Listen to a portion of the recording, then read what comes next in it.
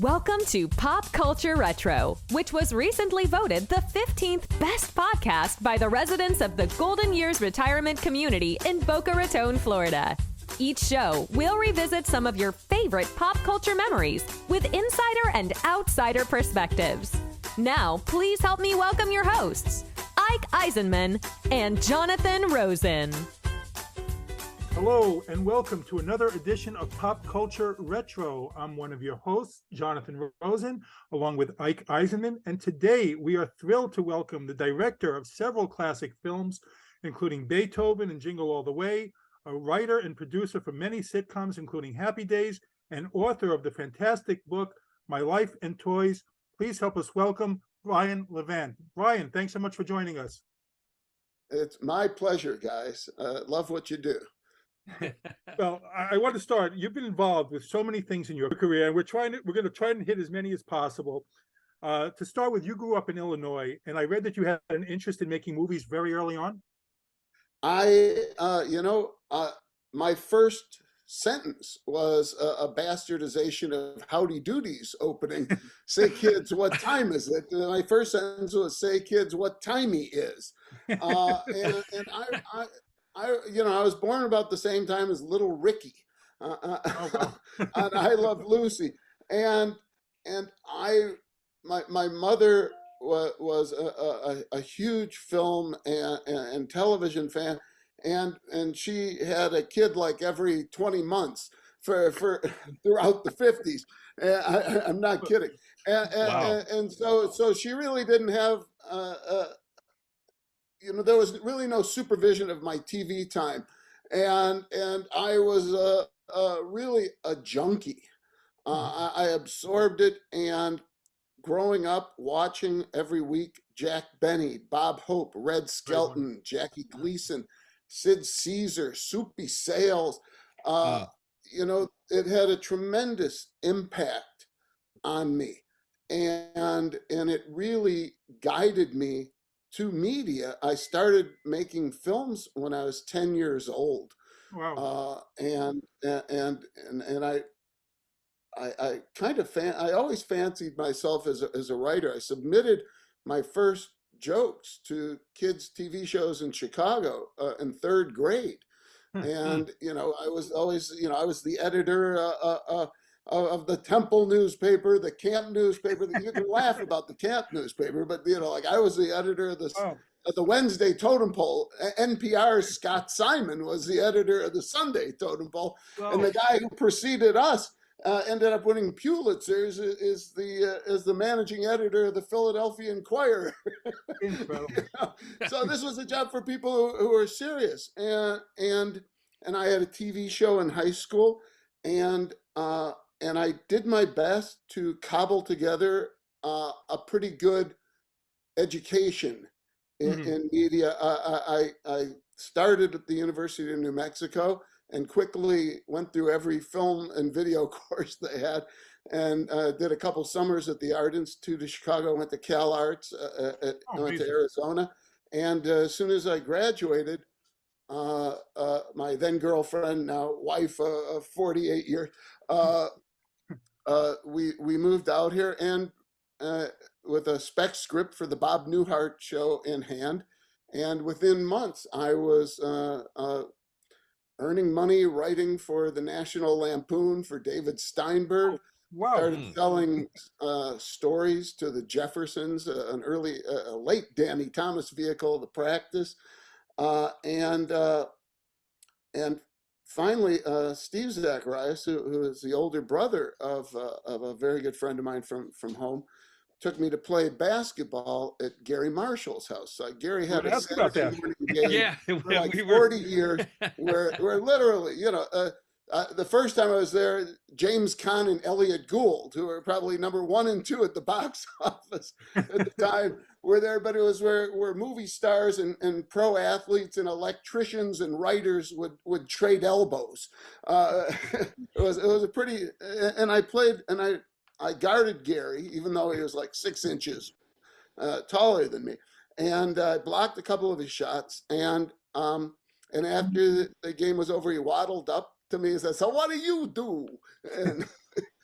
And I told him that I was in the guild and wanted to be a comedy writer, and he shook his head. He gave me a meeting at Happy Days, and I ended up there on and off for the next 8 years. And it was a tremendous place to learn your craft from top writers, producers. The cast, is they're still Ron Howard is an Oscar-winning director. Henry Winkler, just was nominated again for his work on Barry, like almost a half century after his first nominations as Fonzie. And you actually became showrunner, right? You became showrunner on that. Yes, yes. I started as a $200 a week writer in a converted closet, and left along with Fred Fox Jr. as a supervising producer in the final seasons. And I had left. I left in the middle of the 6th season. Ron Levitt and I, along with Bob Brunner and Arthur Silver, who were producers of Happy Days when I first started there, we sold a series to NBC, which died mercifully. And then I did Bad News Bears for 2 13-episode cycles. Then I did 2 years on Mork and Mindy, and Happy Days was still on the air, for God's sake. And went back home. And I want to ask about then, those, yeah. Yeah, and while I was, and towards the end of that, one of the first ideas I ever had when I moved to LA, I jotted it down, was just 3 words: Still the Beaver, to do an update of Leave It to Beaver. And during my last season on Happy Days, after years of knocking heads at an unfamiliar studio and stuff, we made the movie of the week, Still the Beaver. And with Tony and Jerry and Barbara Billingsley, Ken Osmond, Frank Bank, Rich Crow, all the originals, Rusty Stevens even. And when Happy Days ended, went over, opened up shop at Universal, and we did the first of, we did 101 episodes of Still the Beaver. And the new Leave It to Beaver, the Disney Channel got in a fight with Universal over theme parks in Orlando. So that was the only business they had in common. So they canceled us, and Universal did, especially for Lou Wasserman and Sid Sheinberg, spent money out of their own pocket to keep the show in production until they sold it to Ted Turner and gave us what was at the time the largest order in TV history. And we do want to talk about some of these individually, because sure. But now your viewers have an overview, because I a lot of the kids they've never even heard of Happy Days. Well, let's start with the Bad News Bears, because I remember watching it, and you were the showrunner there also, and I enjoyed the producers. Ron Levitt and I, we worked together on like 33 episodes. Together, and we did have Mino Palouse on before. Mino Palouse, young Corey Feldman, right, who was also in the Beaver movie playing the older brother, and Trisha Cast, Christoph St. John, Sparky Marcus, who would go on to marry Hartman, playing a teen evangelist. It was a very talented group, especially the fact that we had Jack Warden. Right, yeah, Jack Warden. He worked with William Asher. I mean, Bill. Okay, well, you said my magic word. I was so fortunate early in my career to work with Jerry Paris, right, who was the Emmy-winning director of the Dick Van Dyke Show, and also played their neighbor Jerry Halpern, and then Bill Asher on the Bad News Bears. I learned everything I knew about working with kids from him. He was brilliant at it. He was encouraging. He brought out the best in these kids, and he knew that they didn't really have an intrinsic knowledge of how to do a line. Bill would pull up an apple box, sit right next to the lens, and he'd go to 7-year-old Corey Feldman Da da da da da da da. Da da da da da da. Good. Try again. Da da da da da da da. Da da da da da da da. Ah, almost. One more time. Da da da da da. Cut, print, moving on. He was very patient and wonderful, and gave them guidance.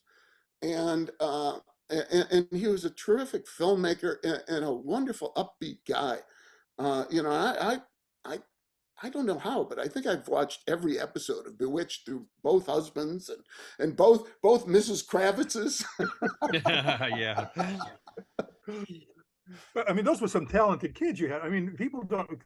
Corey Feldman was, very talented, and people don't realize how popular Mino Palouse was also at the time. I mean, just he was like everything. Yeah. Yeah. No. Well, and Mino's sister was Punky Brewster. Right.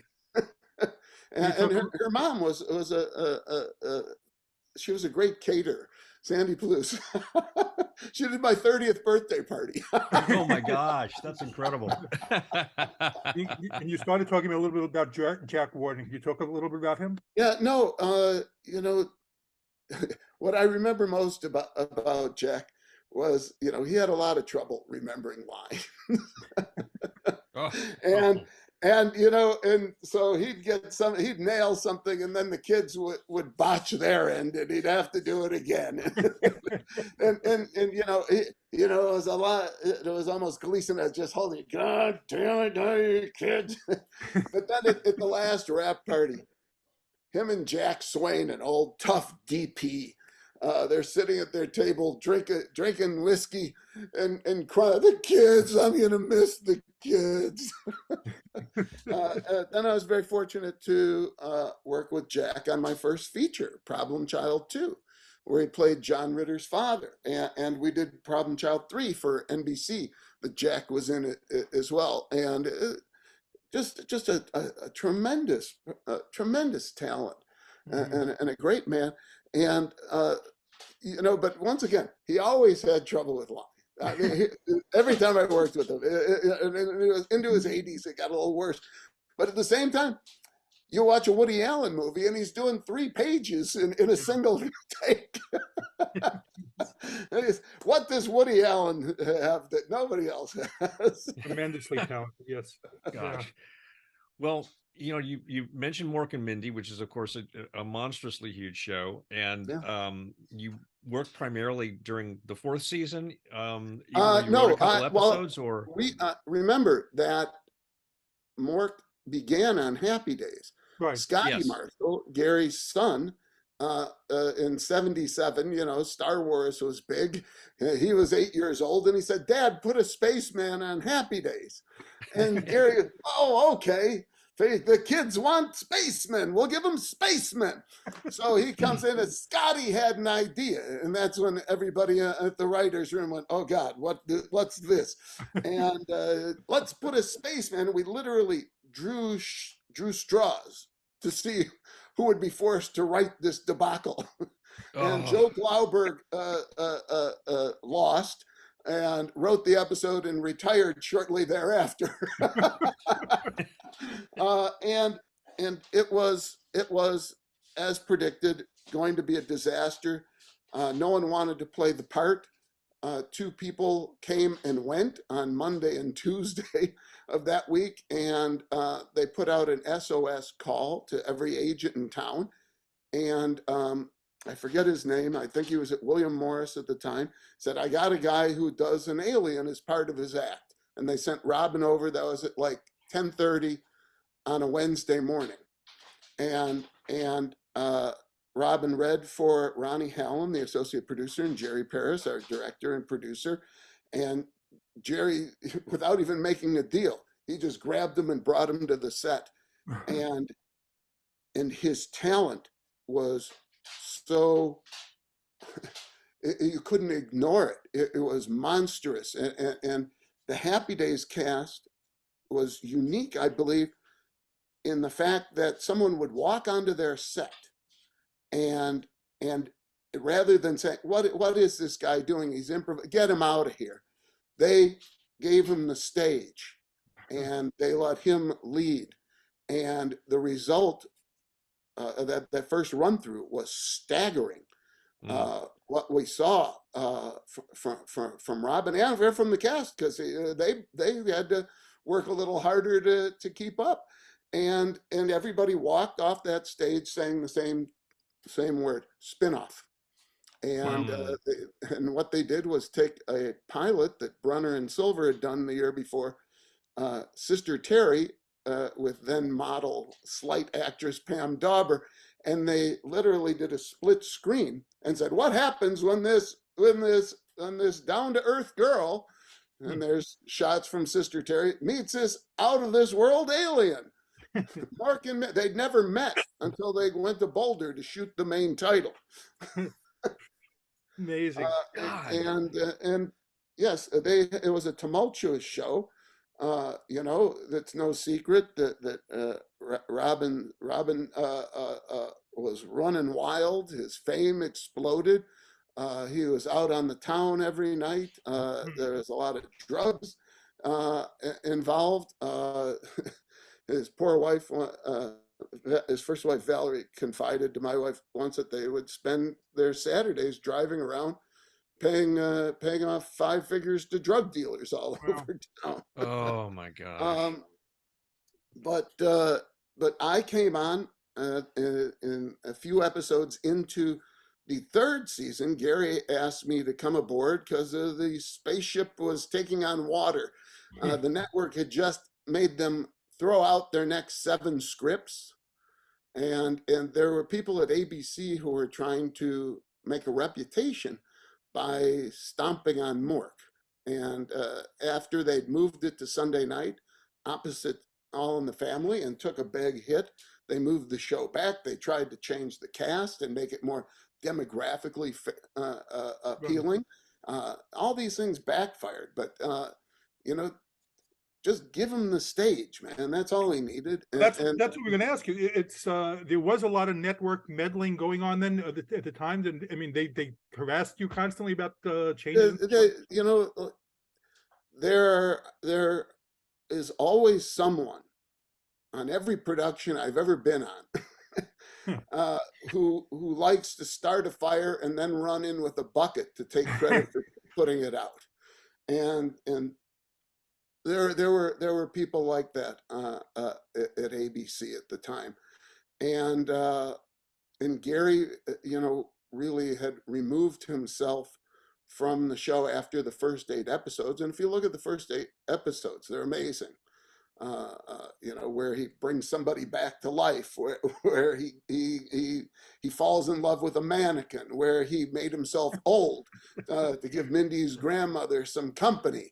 They were original and dynamic, and there's no way it didn't capture people's imagination. But from there on, it's tougher, because once somebody's on Earth for a long time, you know, you're not such a blank page, and it's harder to do. And really, I just tried to help stabilize the writing and try to eliminate the weaker story elements and scenes and stuff, and play to strengths. And the 4th season, where I formally took over, really, we concentrated on fulfilling the relationship between Mork and Mindy. They got married, they honeymooned on Ork, and Robin laid an egg which grew to hatch Jonathan Winters.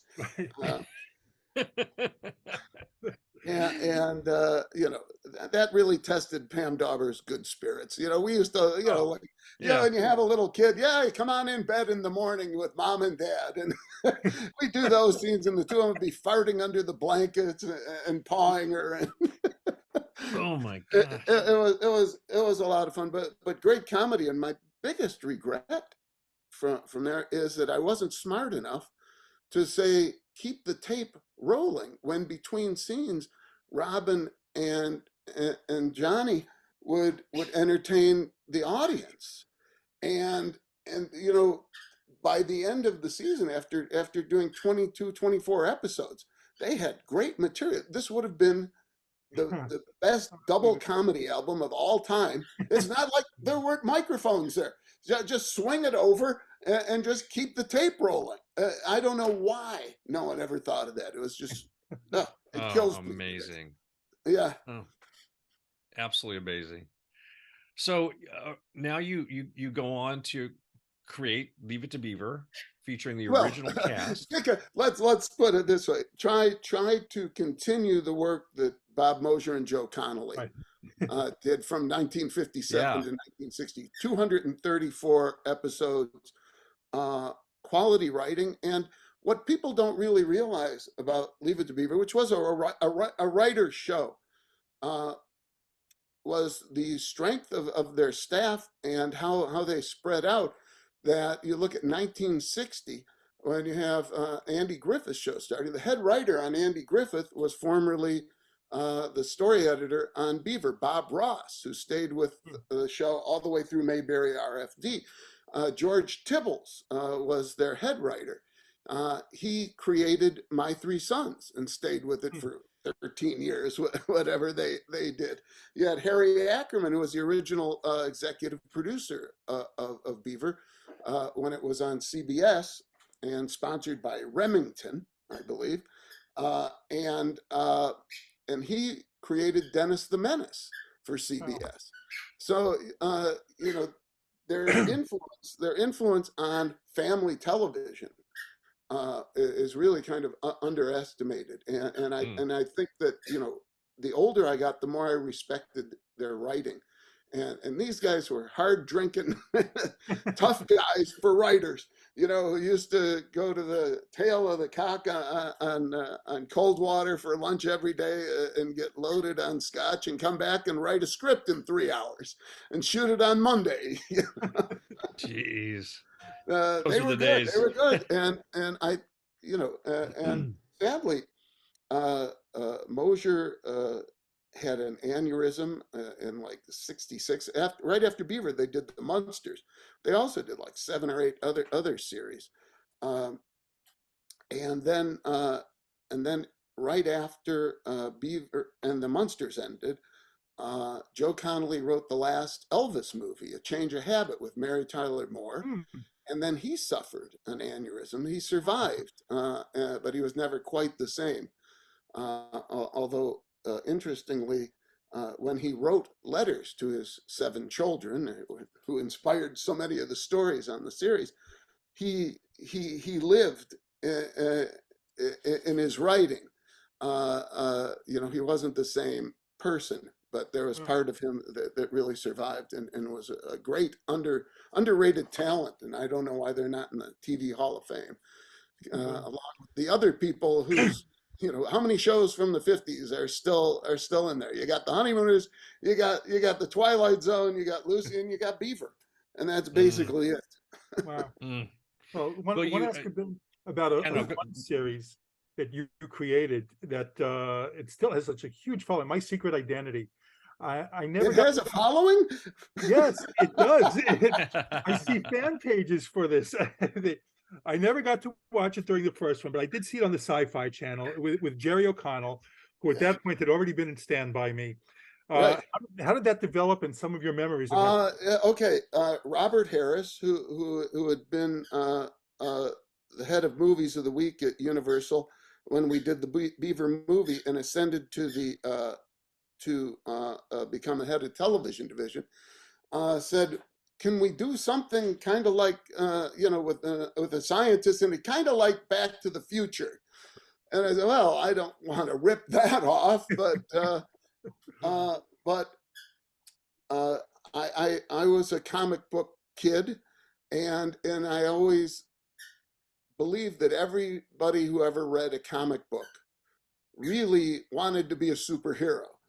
And so the hypothesis of this was, what if a comic book kid actually was granted superpowers by an accidental, kind of like Spider-Man, a lab accident in the crazy scientist whose lawn he mowed every week.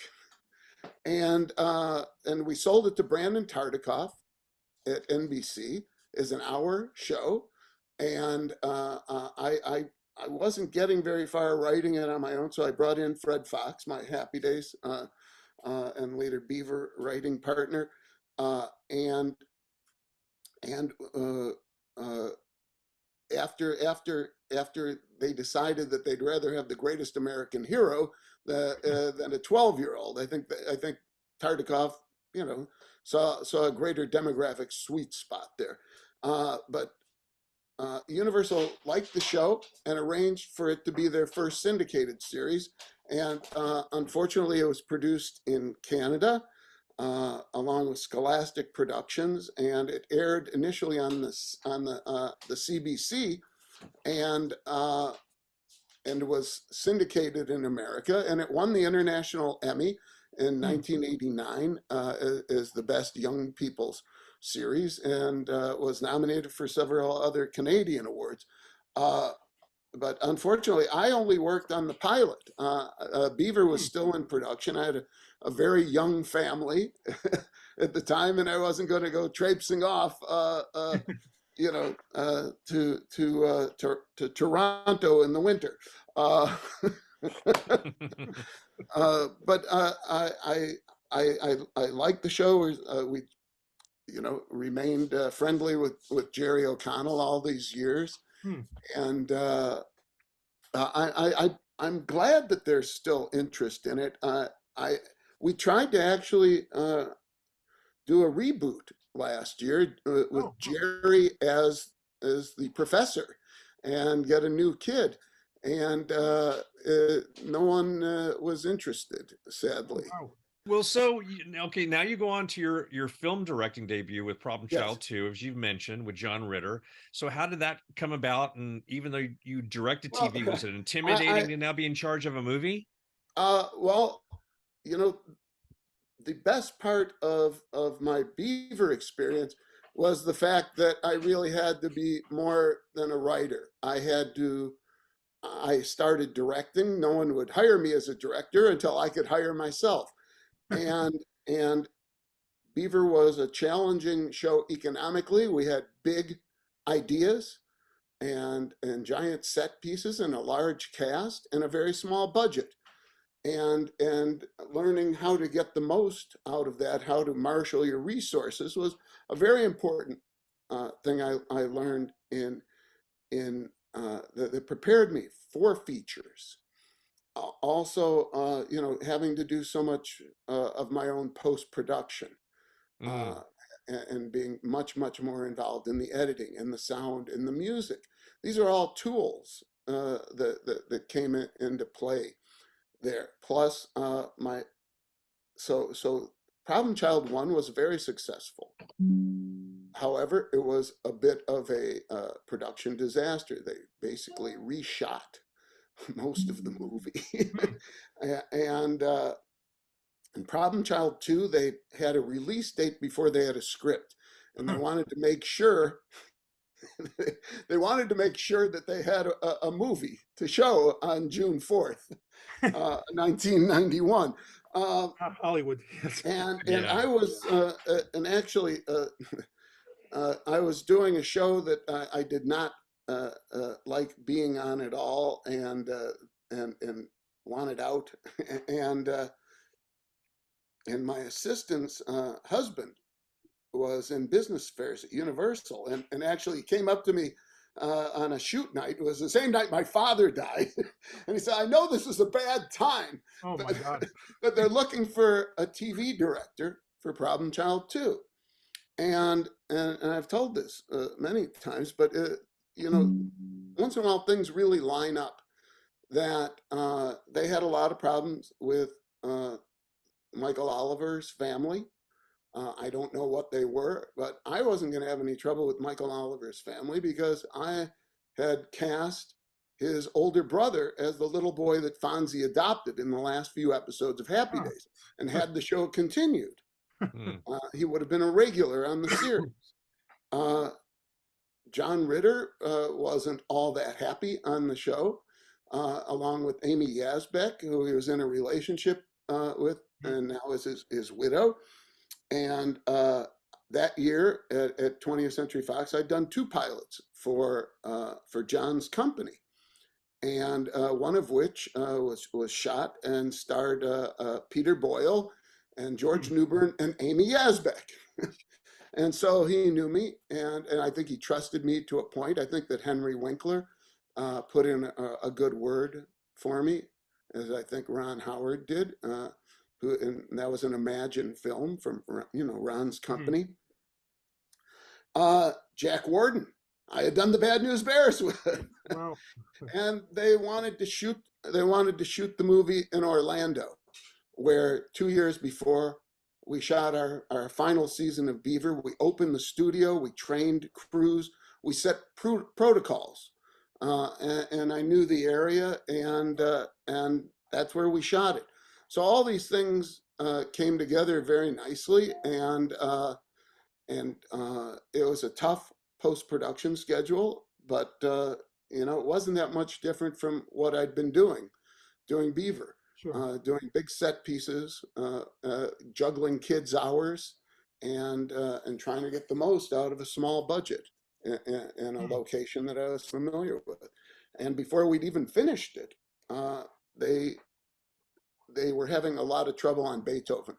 They let the director go after a couple days, and I was Universal's suggestion. There's some animal work in Problem Child 2.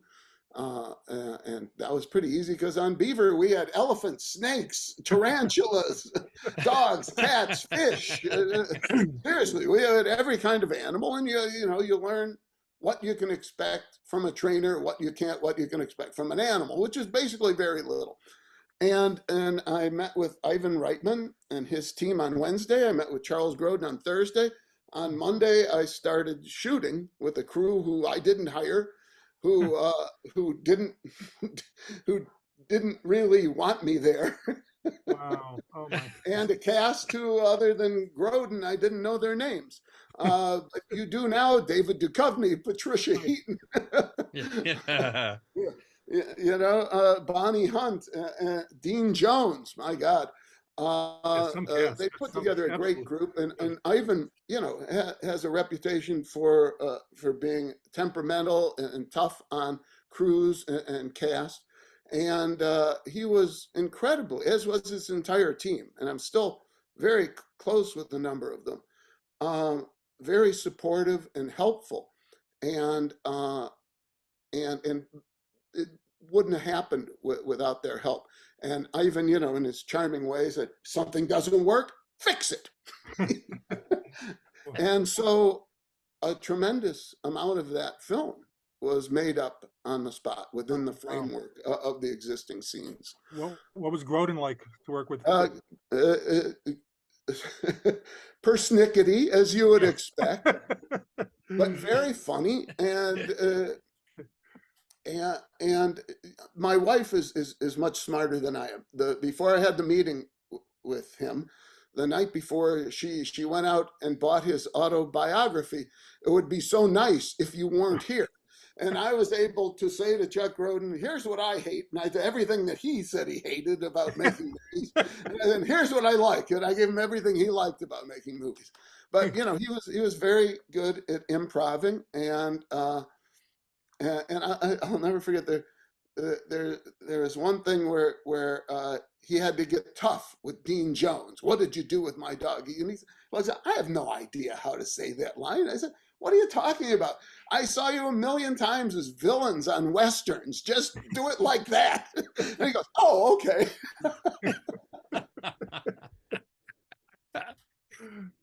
That's fantastic. Well, again, I have to do a little interjection for myself here. This is the one credit you and I share, because I actually did ADR on Beethoven and had a fantastic time working on your film. And I don't remember, I think I would have remembered you if you'd been there for the ADR session, but I don't think you were. No, I would have been. I would have been, certainly. No, and I went to New York to do Grodin. Yeah. No, I did the group work, and the group, yes. No, the group work I learned after that. I did the Flintstones group work. Yeah. I think it was always a good idea to have the directors, especially on comedies, Yeah, be but you in on the see, group sessions. But usually, when we hear that a director is going to show up, we tend to groan because it's like, okay, they're going to start directing, and this is going to take 3 days instead of one. So yeah, it yeah. was, but we had a blast. Great film. I really enjoed it. So just had to, Oh, wonderful, yeah, wonderful. had to jump in Yes. there. No, I'm glad. It would have been terrible if you had a bad experience. Well, let's talk about, you just mentioned the Flintstones with John Goodman, who was fantastic as Fred. Now, this was the days before social media. As we see now, people get nuts over reboots to cartoon series if it goes against what they picture. So how did you get involved in that movie? And did you feel extra pressure because of a series, because it had so many fans already?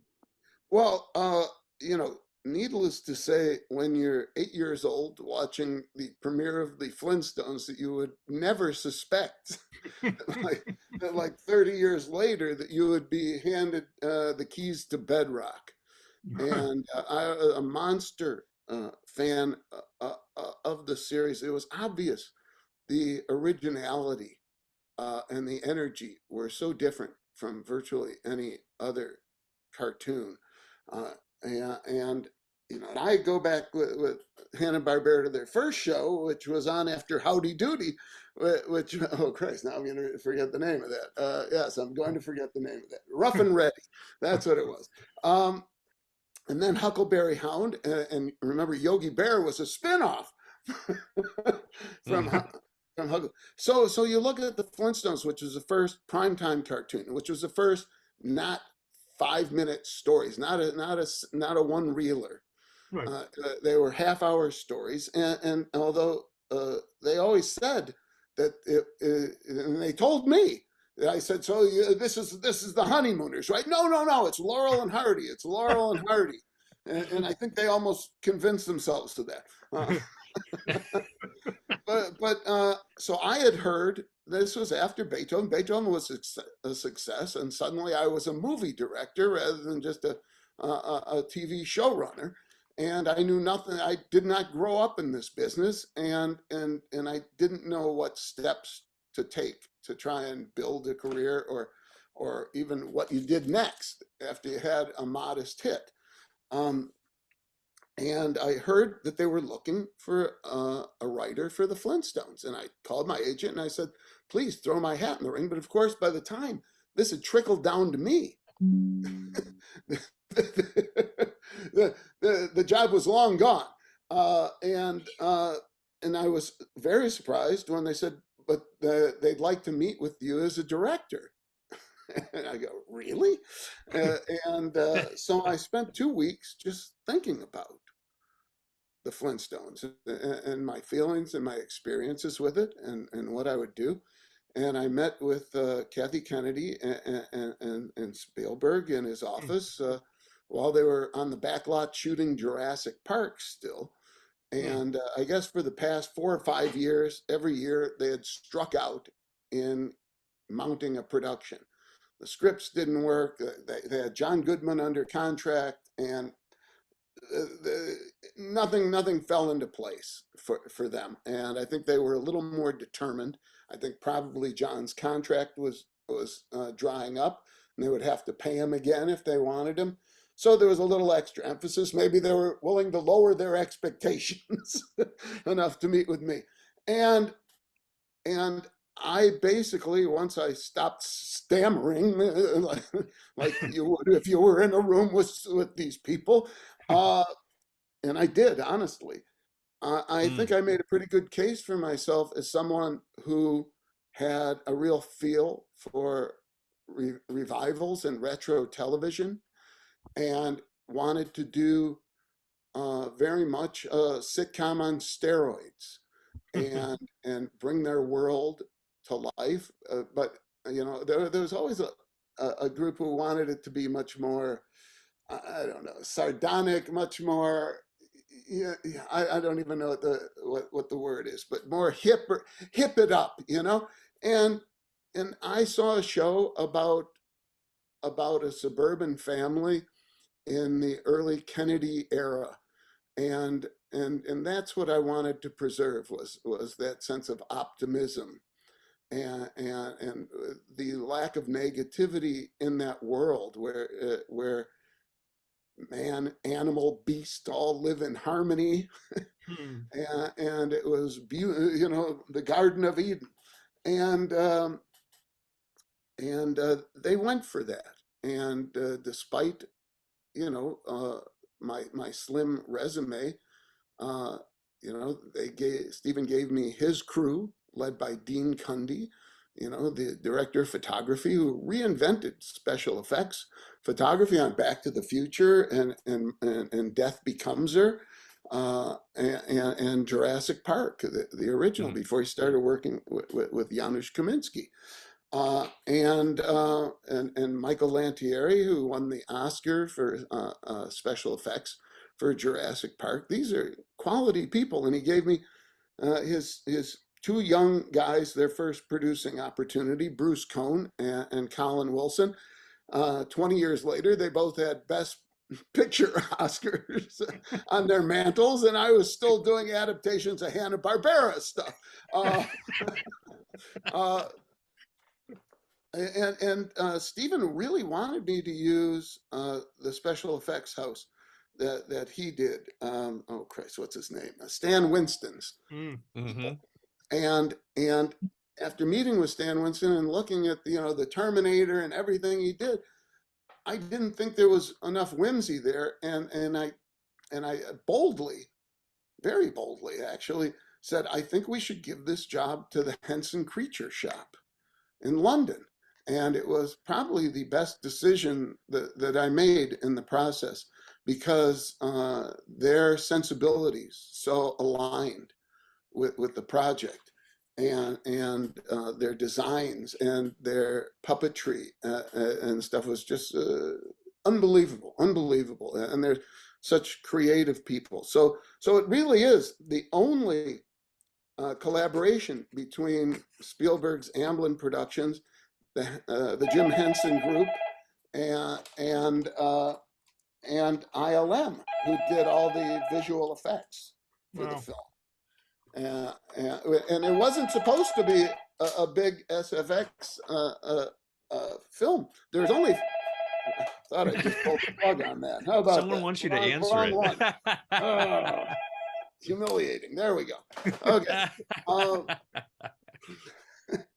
There weren't supposed to be many CGI shots in the film, so ILM kind of put a young team on the project, and we originally tried to do Dino and Baby Puss, the saber-toothed tiger, who you rarely see in the cartoon except in the end credits, with people in suits, and right away Kathy Kennedy saw that wasn't going to be at the level that was acceptable to that team, and so more money was spent to do them CGI. And so it became, even though there's only 53 CGI shots, there's some tremendous puppetry and integration of puppetry and animatronics. I'm sorry, and CGI work. So let's talk about your Christmas classic, Jingle All the Way. It's become a holiday favorite for many. It's on my holiday movie list to watch every year, with Arnold Schwarzenegger, Sinbad, Rita Wilson, Robert Conrad, Phil Hartman. Have read so many stories about the film. So can you tell us a little about the making of it, working with Schwarzenegger and Hartman? Hartman, I just always a brilliant comedian. So I just want to know a little bit about making Phil Hartman is so missed. And when I think about Jingle, the first thing I do think about is Phil, because he was so joyous. He was, and I say this a lot, but it's very true. I've never known anybody who enjoyed their fame and their fortune as much as he did. I always tell the story. One day we were shooting the parade, and he drove up in the middle of the street in a brand new Ferrari with the sticker on the window. And is this crew parking? he was devilish and a great improviser. And some of his best lines in the movie were just off the top of his head. so wonderful, and so enjoyed, being recognized and talking with people. And it's such a tragedy what happened with him and his wife. For those who few who may not know, is she was a very unstable person, and murdered him and then killed herself. Um, and the only time, thinking back after this terrible tragedy, and he only made one other film after Jingle. That was Small Soldiers, also for Amblin, and Joe Dante.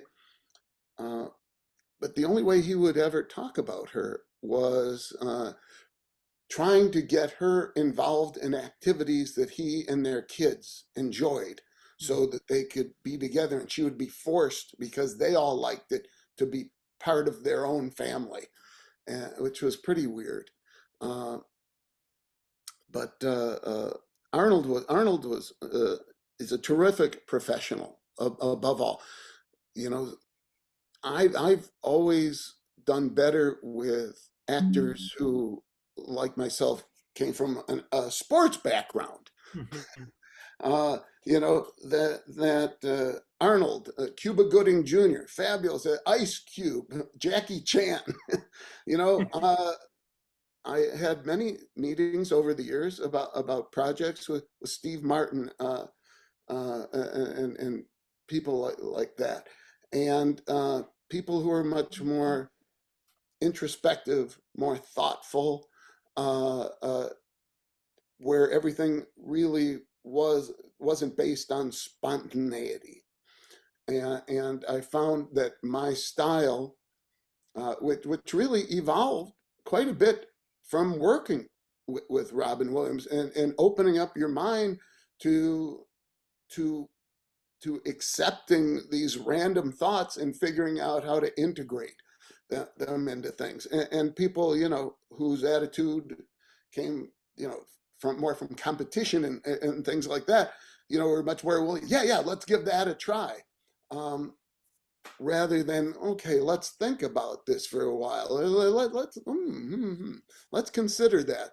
Let's go for it. Let's try it. Let's be in the moment. And I think, I try to give, to fuse my films with energy and spontaneity, and I think that's reflected in both in the film and in the process of making them. That's a great point. So that, yeah, I mean, I like the Jackie Chan movie as well. I did want to talk about you mentioned the Scooby-Doo movies, and I'm a huge Scooby-Doo fan. And so you made two movies for the Cartoon Network, Scooby-Doo, The Mystery Begins, and Curse of the Lake Monster. Right. Loved both, huge rating success. And like we were just talking about before, like bringing cartoons to life, as we see now with the new series, fans get so angry if you're not respectful to the source material. And I think with your Scooby-Doo movies, you definitely were respectful of that, and both were very well received. So can you tell us about them, how you became involved, and how they came together? Following a writer's strike, very hungry to do something, and I'd heard that they wanted to do a Scooby-Doo series, and I had been offered the Scooby-Doo movies, the features that Raja Gosnell went to make with Chuck Roven, and Mike Myers had developed those scripts, and the first script rather, and it was much more in the Austin Powers mode, where it was kind of, it was a little bit satirical, and much more of an in-joke, but it really revolved around, the group having broken up and having bad feelings about one another. And when I had the meeting with Chuck Roven, I said, I don't know, you don't do these things to separate people. You do them to bring them together and see them together and like each other, like we like them. And it's like, why can't they just meet, at a college ride board, if you remember those, over spring vacation? They end up in a van with a crazy hippie and his Great Dane. They find a mystery, they band together and solve it and become a team. And he goes, can't you wrap your head around what's there? And I said, not really. And then when I heard they were doing that, I thought about that statement, let's just throw them together and build a team. And even though they wanted to do it high school rather than college, as I had originally seen it, everything worked. And so I worked with the writers, the Altier brothers, Steve and Dan, and when we rebuilt the script, and it really kind of like the Breakfast Club. They get in trouble, they're assigned detention and a mystery surface, and they're blamed for it. And in order to solve it, they have to band together and become a foursome, a five with Scooby. And what really made it for me was the cast. We had four wonderful young talents. Robbie Amell, who's done like 5 series now. Haley Kayoko, who played Velma. They're making a lot about the Velma. Oh, she's not Caucasian. Well, we did it. We did it 14 years ago with Haley, who's an LGBT plus activist and a Grammy-winning recording artist. Kate Melton, who teaches acting now, was a wonderful Daphne. She was 15 when we cast her. Wow. and Nick Pilatus, when he walked in, oh my God, it's a human Shaggy. That's the way he walked. His long neck and tall and skinny and gangly. Unfortunately, and grew a great goatee. The same powers that gave him to grow a goatee in like 3 days. Then we had to shave his arms and legs. So he looked 17, even though he was only like 19 himself. And they were just so energized and so excited by it. And it energized me and the crew.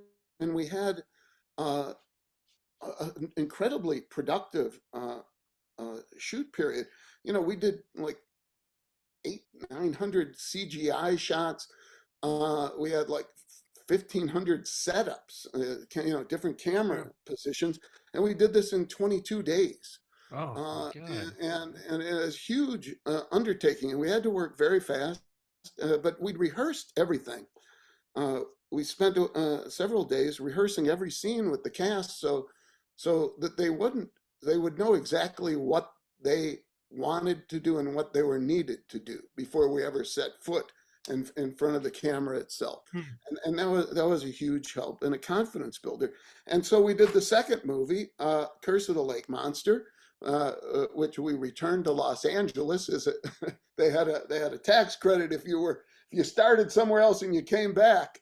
You got money. So we came back. First time I'd worked in the United States in like 12 years.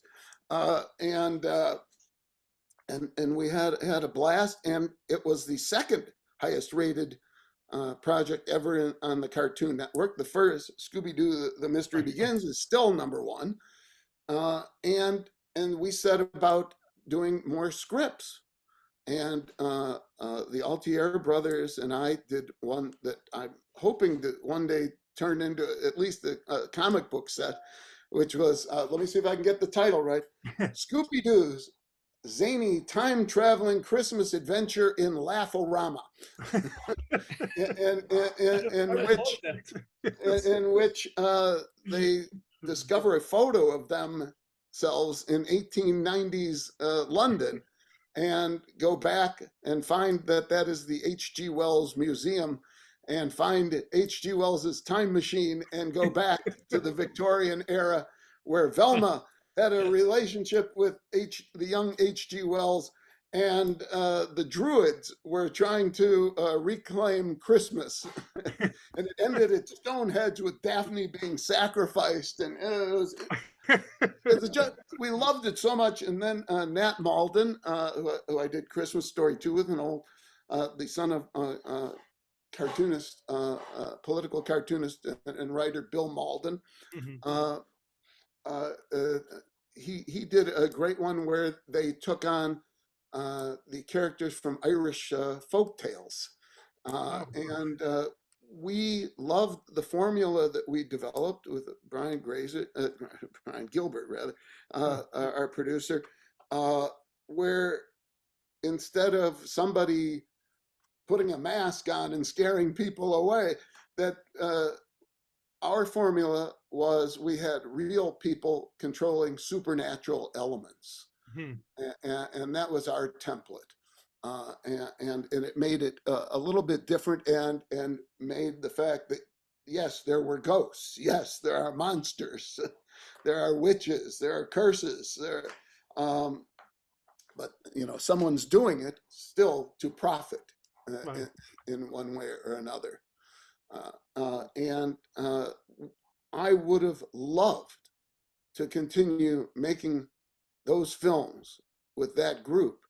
And I don't know, the Warner Brothers was changing then, the Cartoon Network was getting out of live action. And so it fell apart.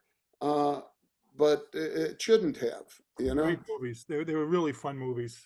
Yeah, no, I really enjoy them, and it's the only thing of mine that my students these days have ever seen. Let's discuss the book, My Life in Toys. Please. It's, yes, a fantastic book, and I was looking through it before. I get a lot of I have a lot of toys. I collect a lot of toys and comics. Most of my action figures remain unopened, but my collection is nothing like yours. You have some things that I've never even seen before, and I'm extremely jealous. When did you get started doing this? And can you talk about some of the items in your collection? Well, yeah, no. And we also want to know what you've kept from your films, what props you've kept from your films. Well, not many, because nobody wants to see the guy who has a big paycheck walking out the door with all this free stuff. Nothing will turn a crew against you more than that. But I as I said, I grew up in the TV era, and somewhere in the early 50s, toy manufacturers found that the afternoon blocks and Saturday morning blocks, that they had an audience. They had an audience who they could turn into consumers instantly with the right commercial. And I was always a sucker for those. And there were things I had to have that I could not live without, that I would badger my mother to get for me. And we were, being a big family, there was a lot of cereal, and cereal, when it had great prizes and send away for terrific things. And when my wife came to live with me, what year is it? Like early 74. She brought with her a pair of salt and pepper shakers that a friend had given her, who worked on Andy Warhol's big warehouse auction. He collected salt and pepper shakers. So we looked at our salt and pepper shakers. We said, hey, we can get more of those. And soon we had hundreds. And they're some of them are really, really interesting and different and unsuspected. And a lot of them were advertising.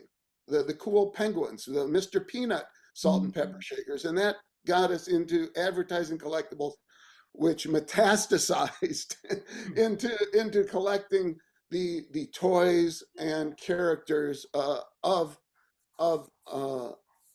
my youth. And I believe that one of the key elements in my getting the Flintstones was when I fished from my pocket a Polaroid, that's how long ago this was, of my Flintstones collection, which was a very modest, 30, 40 pieces, very unexceptional things. And I showed it to Stephen, and his eyes lit up, and he saw someone who identified the Flintstones differently, someone who had a different relationship with the characters. And now my Flintstones, I have no idea, a whole room, top to bottom, and boxes and boxes filled with the stuff that I can't even fit in. but and the things I worked on, Happy Days, there were over 20,000 licensed Happy Days products. Oh my. And they're still making them. You can see behind me that the new Funko Pops and Mego, 40 years after their first Happy Days line, released another one, and still getting those things, and then and Leave It to Beaver. I have all the board games. I have all the premiums. I have I have the coloring books, the entire set of the Dell four color comics, virtually everything that they ever put out on the market, with two exceptions that I know of. And it did it, and the hunt is the fun, and eBay's taken a lot of the fun out of the hunt. But it did take me 24 years to find the Leave It to Beaver Salafield Magic Slate. If you remember those, what pencil and paper are to an iPad today for 29 cents, and you could ruin them in 5 minutes. And the magic in Magic Slates was how your parents ever bought you another one after you destroyed one in 30 seconds. But I did finally find one after all those years. And as my career grew, my disposable income rose, and I'm not a person who collects solely on quality. I'm not a person who collects solely in the box. I see it, I want it, I need it, I have to have it, and most of my stuff, like I said, I don't really collect for quality. I love to see something that obviously had been nurtured, had been loved. Sure. Or the odd Superman Mego where some stupid kid was holding his Superman doll upside down when he put the emblem on. So it's upside down, and things that were loved and cared for, and somehow ended up at at the Rose Bowl flea market. I'm so glad you said that, because I grew up with the Rose Bowl flea market. My little modest collection surrounds Mickey Mouse, and so we would go with my mother, and we would scour. She looked for her things, but I was always looking for Mickey Mouse stuff. And I agree with you. The hunt, eBay has ruined the hunt, because now you just type it in and boom, it's going to pop up somewhere. It's not or these toy it's not auctions. as exciting as when you find something in a that pile of all the other stuff. And, oh no, I have a Leave It to Beaver button, like a 4-inch button for Keds sneakers. I'm a Keds Beaver. I'm a Beaver Cleveland. I'm a Keds kid, and I found it in the musty basement in a drawer in rural Wisconsin in an antique store where the mildew was so awful I could barely stand being in there. Those experiences are gone. Now you go to heritage auctions, and their toy collections are magnificent, and the prices are through the roof, and you say, who can afford these things? But I'm lucky. I started the book because I realized that I wouldn't always have a house the size of the Truman Library and our house. I feel sorry for friends and colleagues who aren't allowed to keep their Batmobiles on display in the house. Take it to the office, put it in one room. Our entire house is filled with thousands and thousands of items displayed everywhere, and a huge variety. And like my dream home. Yeah, and I'm very fortunate that my brother-in-law, Joe Pellegrini, is one of the top tabletop photographers in the country. He does nothing but shoot sweaty Coke bottles and every Subway sandwich that you've seen on a billboard, on the store, on the menu, in a print ad. He shot for the last 16 years. With 200 different focuses on a sandwich, and I turned him loose on the collection. He lives in Chicago. I'm in LA, so every time I'd go home to Chicago, I'd bring a box, and we'd spend a day furiously unwrapping, cleaning, shooting, wrapping, and ship it out. And that took years and years. And the other thing that really slowed the progress on the book was the fact that I'd never written in my own voice. I'd only written for characters. Hmm. And I had no idea what I sounded like. And trying to write about these experiences, these characters, these collections, I really had to push myself to try and find a voice that had some character, that was able to entertain and relay a lot of information as well. And then I had a lot of trouble finding a publisher because number one, I didn't know this when I started out, that you turn everything over to a publisher and they design the book. I wasn't going to do that. I designed the book. I worked with several different wonderful people who had Photoshop skills and experience in putting books together and stuff. And we worked for a couple of years designing every one of the 480 pages. I mean, the book, it's a coffee table book. There are over 1,100 original color photographs, no black and white, except of black and white things.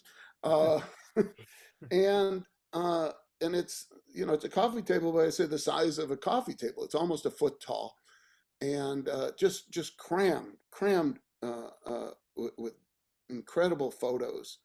And I wanted to design the book, and I wanted to do it the way that I wanted to do it, and design the cover, which took months in and of itself to recreate Sergeant Pepper's with is identical of faces as there were on the Beatles cover.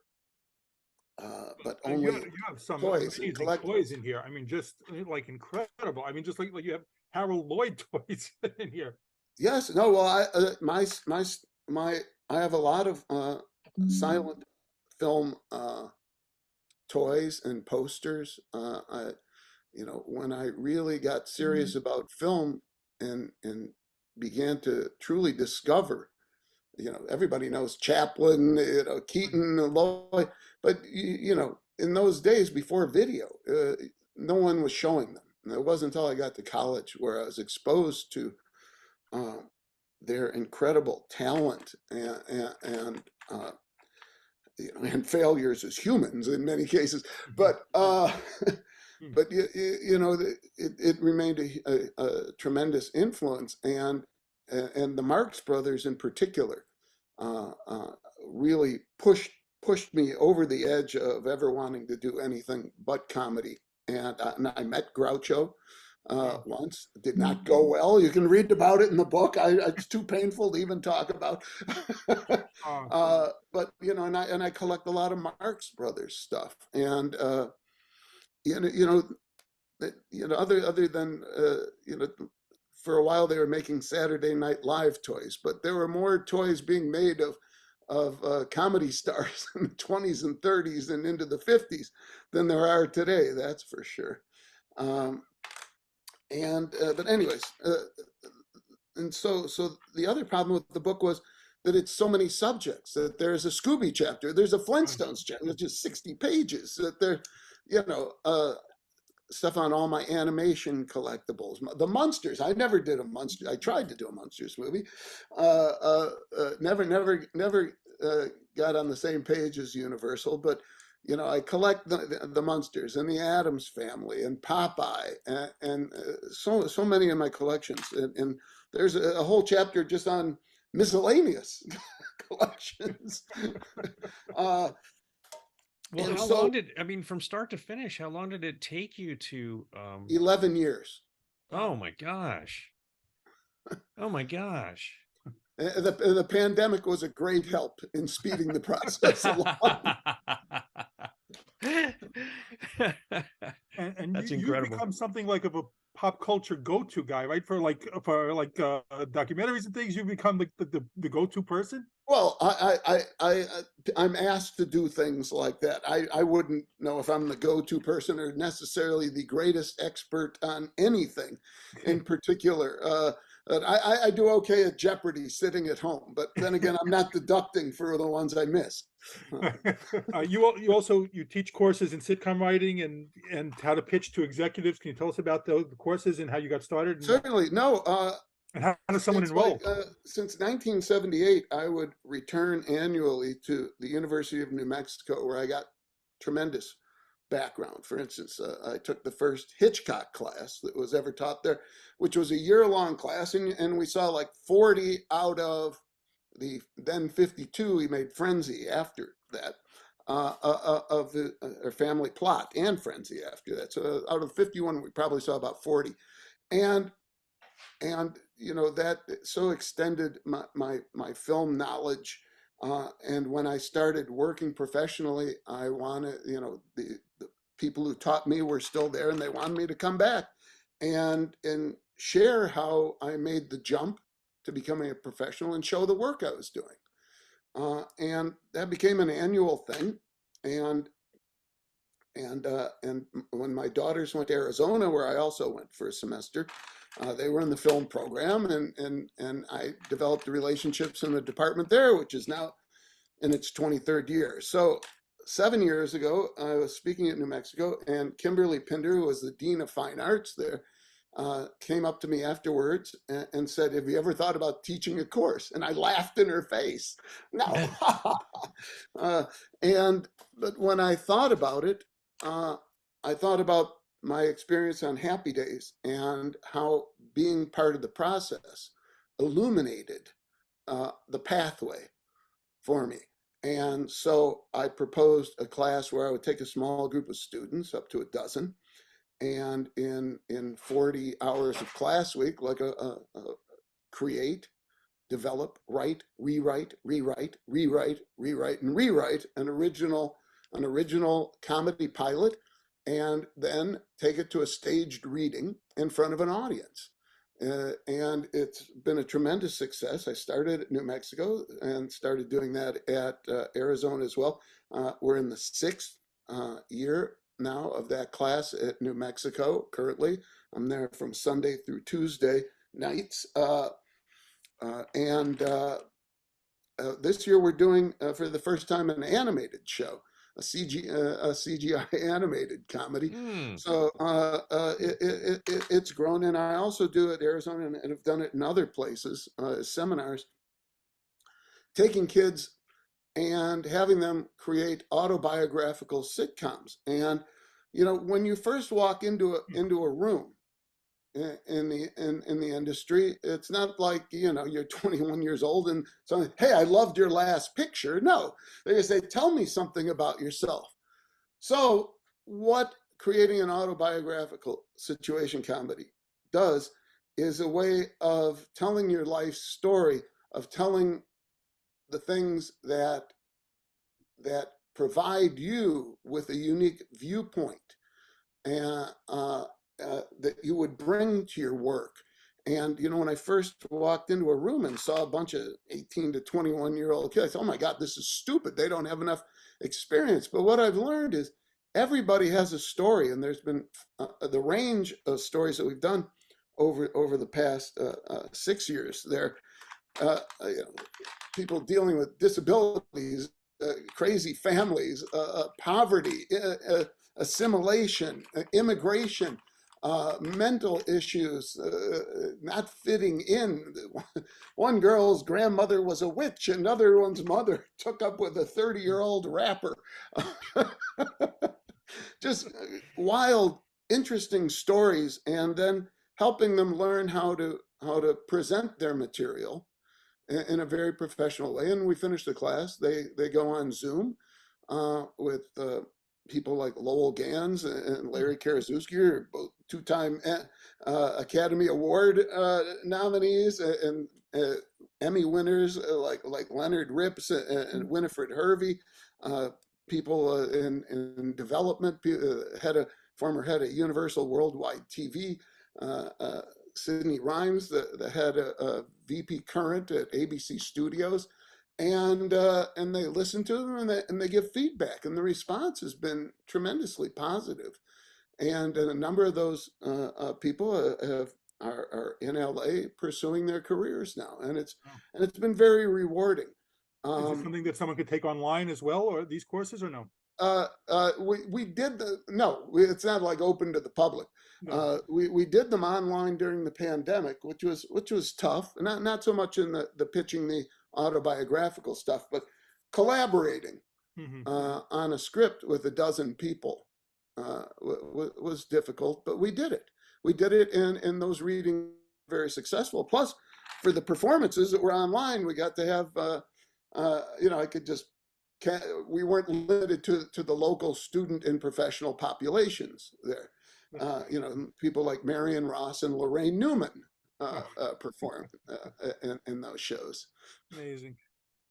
Do you do many fan conventions? Never. Never. I've been to Comic-Con a couple times with projects, but no, I might start. I don't know how it works. If my publisher would give me books to sell, I don't know if I want to just sit there and have people walk by me. That's too humiliating at this point.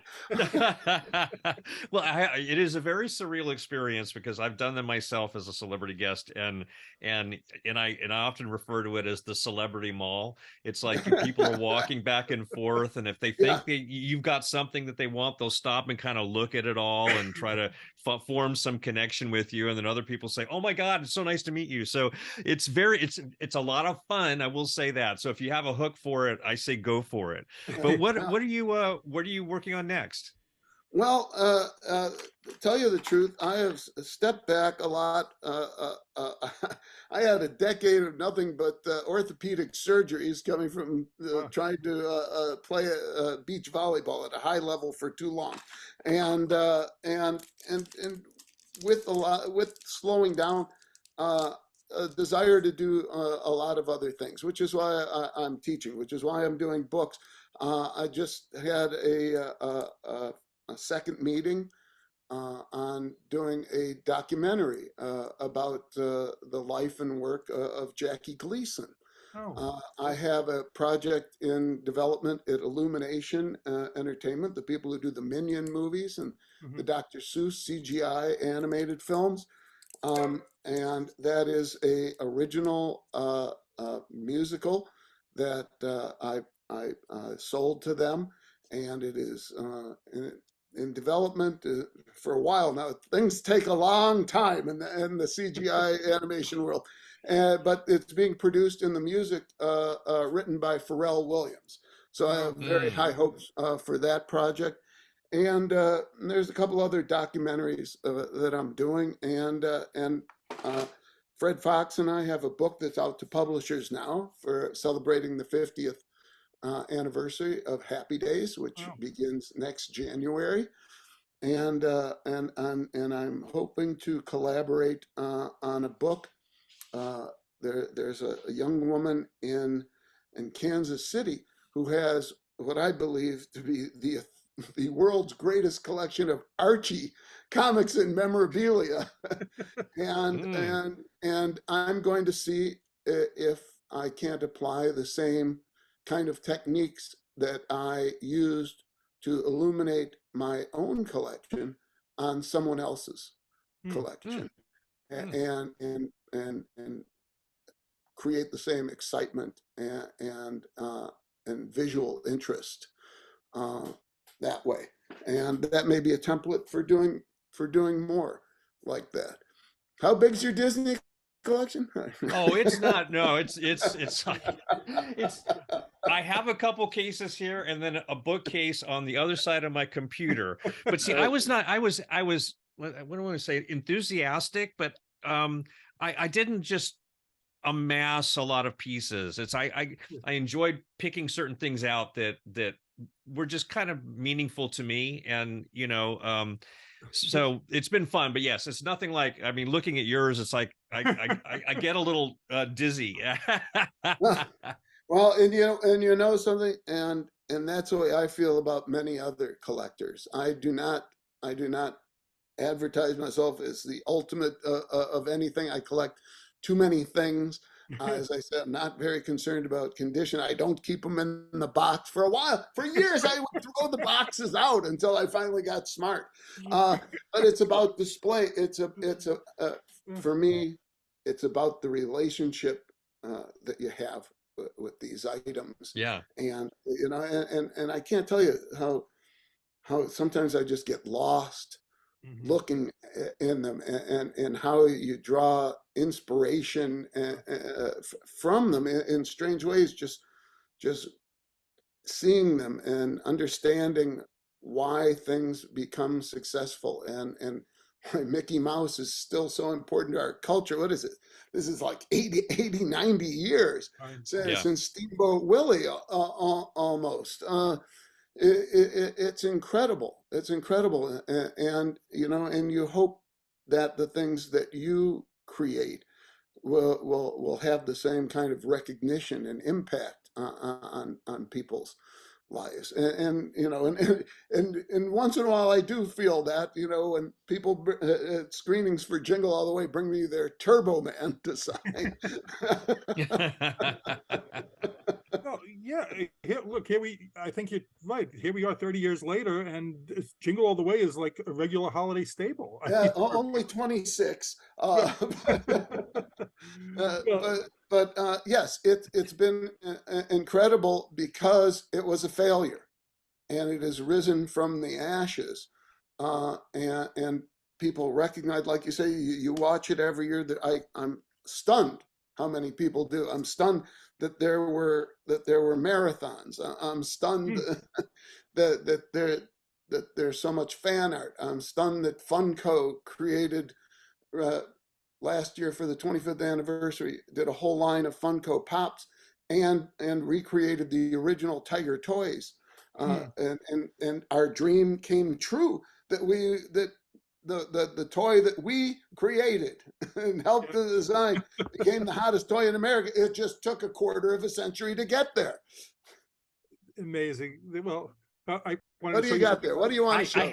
I had to jump in here because I have two pieces that are actually. You have another little sprout too. Very nice. I do, because, and also behind me this lamp. Yeah, I see the lamp. I was actually one of the original voices of the little green sprout when I was a child. No. So I'm of course super excited over the course of my life to be able to have items like this that I personally, of course, embodied and helped create. And do you have the 8-inch Green Giant vinyl? No, I don't. I have seen it, but I don't have the Green Giant. No, I don't. If I see one, I'll tag you on it. Outstanding. There's also a plush, like a 3-foot Green Giant. Yes, I have seen that as well. Yeah. Outstanding. So, well, had to jump in there. Well, before we let you go, I just want to say I'm a big fan of so many of your films, and I was reading something that you said which really resonated, and I think every creative should emulate. Like, some of your films have been attacked by the critics, and I read that you said, basically, not in these words, but this sentiment, that you aren't making your films for them. You see the audience is enjoying your work, and that's what really counts. And like we just said, like 30 years later, like almost, Jingle All the Way is still such a huge success, and that people should realize that it's for the fans. I understand why critics don't really respond to my work, but I'm really trying to please the audience that I was at 8 years old, who wanted to be entertained, who was capable of just diving into something and escaping the world for a little bit, and finding joy and humor and friendship in these experiences. Well, I think it definitely, you're 100% correct in that one. And like, I love your films, and I know so many other people that love your films. And like we said, some of them are just absolute staples by now. But Ryan, you're welcome back anytime. It's been such a pleasure getting to talk to you. And the book is My Life in Toys. I definitely recommend everyone go out and getting it. Such a great book. And if you yes. And they're selling it dirt cheap on Amazon. It's $35 off the original price. So jump on that one. That's how I'm getting them now. I can buy them cheaper on Amazon than I can from the publisher. So that does happen. I've had that happen with my own books as well at certain times. Yes. So, but again, this has been Pop Culture Retro. I'm Jonathan Rosen with Ike Eisenmann, and a very special thanks to Brian Levant. And please subscribe. Thank you for listening to Pop Culture Retro, where no one was hurt during the making of this podcast.